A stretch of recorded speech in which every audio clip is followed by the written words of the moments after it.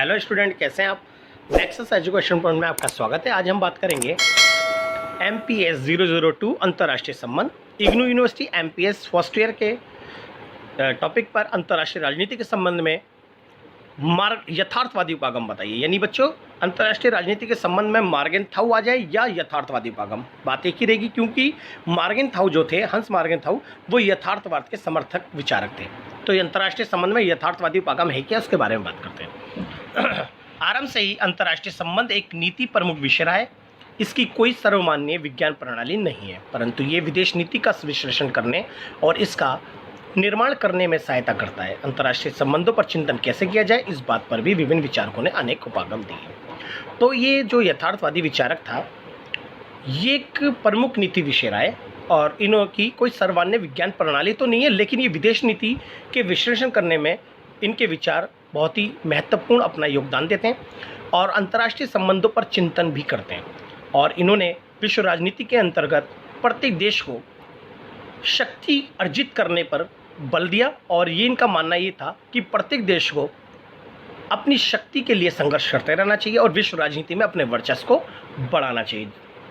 तो अंतर्राष्ट्रीय राजनीति के संबंध में यथार्थवादी उपागम द्वितीय विश्व युद्ध के बाद लोकप्रिय हुआ, परंतु इसका इतिहास काफ़ी पुराना है। अंतर्राष्ट्रीय राजनीति में यथार्थवादी उपागम अनुमान और तर्क पर आधारित है। ये अनुमान और तर्क पर आधारित है। ये उपागम सुरक्षा और शांति पर विशेष बल देते हैं। यानी यथार्थवाद का मानना ये है कि अंतर्राष्ट्रीय राजनीति में प्रत्येक देश को अपनी सुरक्षा और शांति बनाए रखने के लिए विश्व के राष्ट्रों के बीच अपनी विदेश नीति का निर्माण करना चाहिए ताकि उसकी शक्ति बढ़ सके। तो यथार्थवादी विचारकों के अनुसार विश्व के राष्ट्रों के बीच किसी न किसी रूप में संघर्ष बना रहता है। ये तो बात पता ही है। आज की विश्व राजनीति की अगर हम बात करें तो सभी देशों में होड़ लगी हुई है, किसी में अर्थव्यवस्था को आगे बढ़ाने की, किसी में राजनीति, किसी में युद्ध की और किसी में अपनी शक्ति बढ़ाने की। टारगेट यही है, प्रत्येक देश ये चाहता है कि मैं सामने वाले देश से ज़्यादा शक्तिशाली बन जाऊँ। यानी सभी देश अपने आप को बहुत ही महाशक्ति बनाने में लगे हुए हैं, यानी इसमें होड़ लगी रहती है। तो फैक्ट है। तो जिससे अंतर्राष्ट्रीय समाज में शक्ति को बढ़ाने की होड़ सदैव बनी रहती है। तो सभी देश अपनी शक्ति बढ़ा रहे हैं ना, क्योंकि वो अंतर्राष्ट्रीय राजनीति में चाहते हैं कि मैं शक्तिशाली बनूं। अमेरिका से आगे पहुंच जाऊं, इसलिए अमेरिका को चुनौती दे रहा है। यूरोपीय संघ भी आगे बढ़ रहा है, चीन भी बहुत शक्ति अर्जित करता जा रहा है, रूस भी, भारत भी, आसियान भी। तो ये इस तरह से प्रत्येक देश, ये यथार्थवाद कहता है कि प्रत्येक देश शक्ति की होड़ में लगा पड़ा है, क्योंकि इनका मानना यह था कि इस प्रकार यथार्थवादी उपागम शक्ति संघर्ष के स्थायित्व को स्वीकार करते हुए कहते हैं कि एक देश के पास शक्ति जब ही अर्जित होगी जब वो उसके लिए संघर्ष करेगा, और जिस देश के पास शक्ति ज़्यादा होगी उस देश के अंदर शांति और सुरक्षा बनी रहेगी। जैसा आज की विश्व राजनीति में अगर अमेरिका बहुत शक्तिशाली देश है, उसने शक्ति अर्जित कर ली है, तो आज अमेरिका के अंदर देख लो कितनी सुरक्षा और शांति बनी हुई है। वहाँ के जो लोग हैं वो अमन से रहते हैं। तो यथार्थवादी हमेशा शक्ति के लिए संघर्ष के स्थायित्व को स्वीकार करता है। तो यथार्थवाद पर मार्गेनथाउ के विचार क्या थे, मार्गेनथाउ क्या था, अब देखते हैं। मार्गेनथाउ हिटलर की नाज़ी तानाशाही से पीड़ित जर्मनी छोड़कर अमेरिका चला गया। यानी जब हिटलर का शासन था तो वहाँ पर नाजीवादी शासन था, तो उससे पीड़ित होकर मार्गेनथाउ अमेरिका चला गया। इसने अमेरिका में अध्ययन और अध्यापन भी किया, यानी वहाँ पर बहुत सारी स्टडी भी करी और वहाँ पर टीचर भी रहा। और उन्होंने राजनीति को शक्ति का संघर्ष कहा। उन्होंने बोला कि राजनीति, यानी हर देश के अंदर जो राजनीति चल रही है, जो होड़ है ना, कि सिर्फ शक्ति को बढ़ाने के लिए हो रही है। अगर एक देश दूसरे को अगर कंपटीशन कर रहा है तो अपने आप को आगे बढ़ाने के लिए कर रहा है। उन्होंने राजनीति को शक्ति का संघर्ष का उसने अमेरिका को बताया कि राष्ट्र हित किसी भी देश के लिए सर्वश्रेष्ठ उद्देश्य होता है। पता ही आपको, प्रत्येक देश पहले अपना हित देखेगा, फिर बाद में दूसरे देश का हित, क्योंकि सभी देश दूसरा देश का हित हो या ना हो, लेकिन प्रत्येक देश अपने हित को देखकर ही काम करता है। मार्गेनथाउ के अनुसार यदि हम राष्ट्र हित की सही पहचान कर सकेंगे तो तभी उस देश की विदेश नीति को भविष्यवाणी करना आसान होगा। अगर हम किसी देश की भविष्यवाणी करना है तो उसकी सही शक्ति को हमें देखना पड़ेगा, यानी उस देश के उद्देश्यों को परखना पड़ेगा और उस देश की शक्ति को जानने के बाद ही हम अपनी विदेश नीति का संचालन कर सकते हैं और उस देश के बाद हम अपनी विदेश नीति तैयार करेंगे। और एक देश को अगर किसी देश से अगर विदेश नीति बनानी है या उस देश से आगे निकलना है तो पहले वहाँ की शक्ति के बारे में उसकी जानना ज़रूरी होगा। मार्गेनथाउ सदैव शक्ति को राजनीति का केंद्र बिंदु मानते हैं।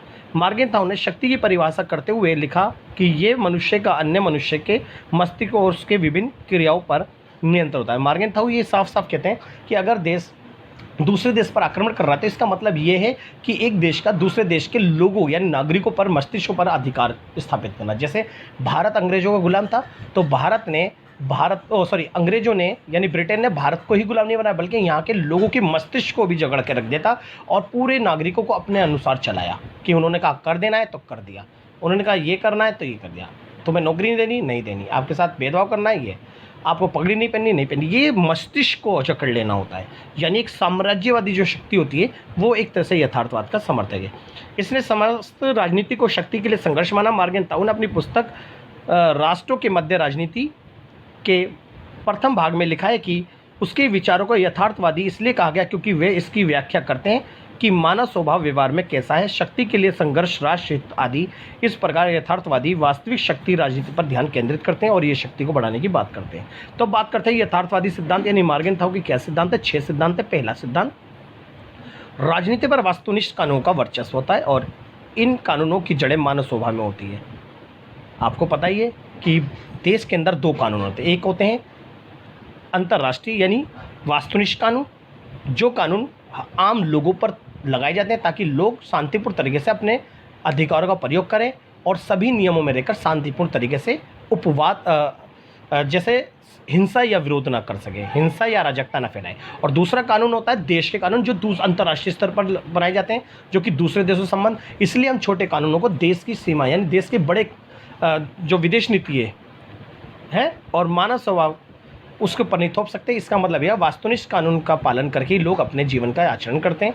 दूसरा, मॉर्गेनथाउ के अनुसार राजनीतिक यथार्थवाद का मूल तत्व राष्ट्रहित की अवधारणा है। मॉर्गेनथाउ ने शक्ति के संदर्भ में की है। उन्होंने बोला कि प्रत्येक देशों को अपना राष्ट्रहित देखते हुए अपनी शक्ति को बढ़ाते रहना चाहिए। दूसरा है, मॉर्गेनथाउ राजनीतिक क्षेत्र की स्वायत्ता में विश्वास रखते हैं।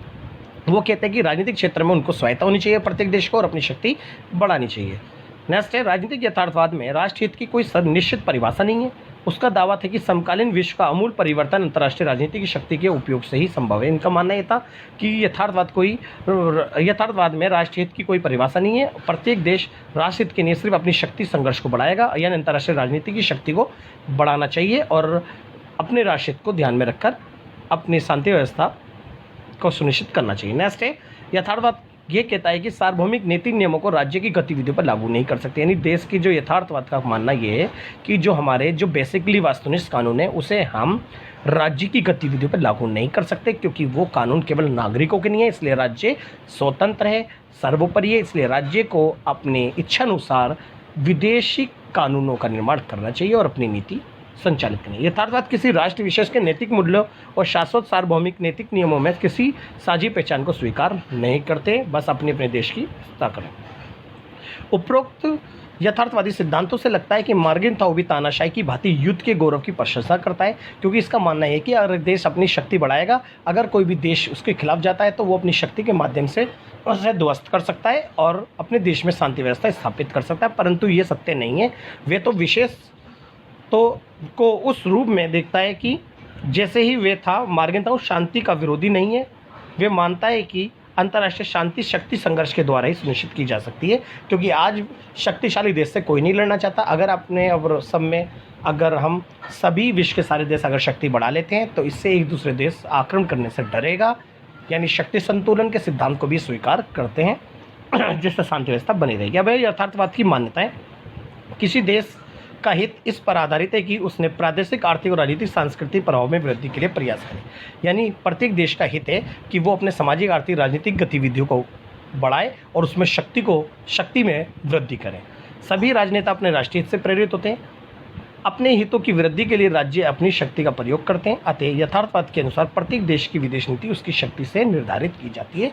तो बच्चों, ये यथार्थवाद या मॉर्गेनथाउ के विचार थे। तो आपका अगर क्वेश्चन यथार्थवाद का आता है तो ये वाला क्वेश्चन आप अच्छे से कर दीजिएगा। अगर आपको ये वीडियो पसंद आई हो तो हमारे चैनल को सब्सक्राइब करें, लाइक कमेंट शेयर करना ना भूलें।